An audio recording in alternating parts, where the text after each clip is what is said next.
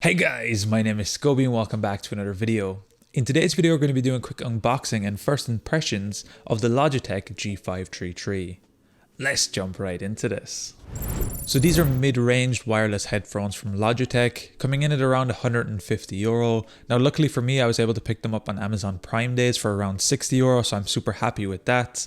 And I'm really excited to see what I actually get in the box and how these headphones perform. So the first thing we get opening this up is the actual USB Wi-Fi dongle on this. It's over the 2.4 gigahertz range. We then get the actual headphones themselves, and we get an included USB cable along with some documentation in the box. Although I won't even bother showing that, it's really easy to set these headphones up. The included micro USB cable here is actually of really good quality. It's a nice thick cable, so I imagine it will last for a pretty long time. Going a little bit further and looking at the headphones themselves, we get a lot of different plastic wrapping along the sides of these. So the first thing we're going to be doing is removing all of this from it. And anywhere on this headset that there is this plastic film on top, it means we're going to be getting this gloss material, which is sadly of course a fingerprint magnet. I would have much preferred if they kept a matte finish everywhere like the rest of the headsets. However, it does look pretty good overall. It's not too gamery looking. It's not screaming at me with RGB or anything like that. So I'm happy with the overall look here. I think it's a pretty nice looking pair of headphones, and I think the overall build is pretty good. It's mostly a plastic build. There's no real metal here. The only metal here seems to be the extension strap, and I'm guessing there's some more metal framing inside. However, the outside of the headset seems to be made of a nice hard plastic. The actual touch and feel seems to be nice. Apart from the glossy material, it feels a little bit slippery and a little bit cheap. I'm typically not a huge fan of this glossy material. However, if that's more your thing, you might like this.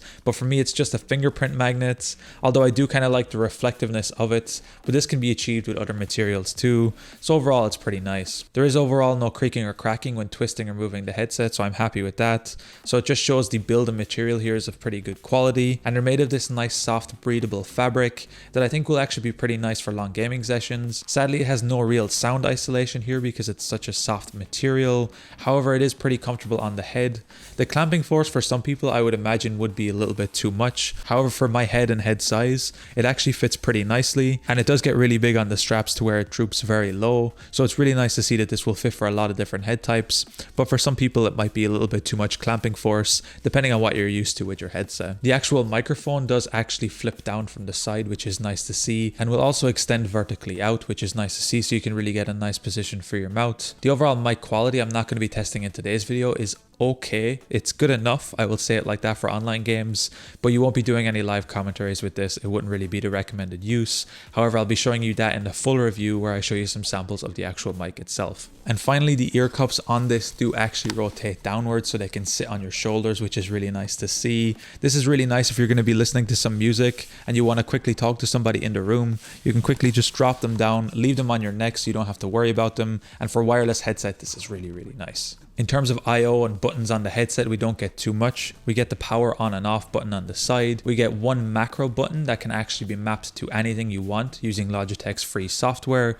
So you can map this to play a pause for music, launch a certain app, or any sort of other macro controls you would like. Sadly, we only get one here. However, one is better than none, so I'm still happy to see this on this wireless headset.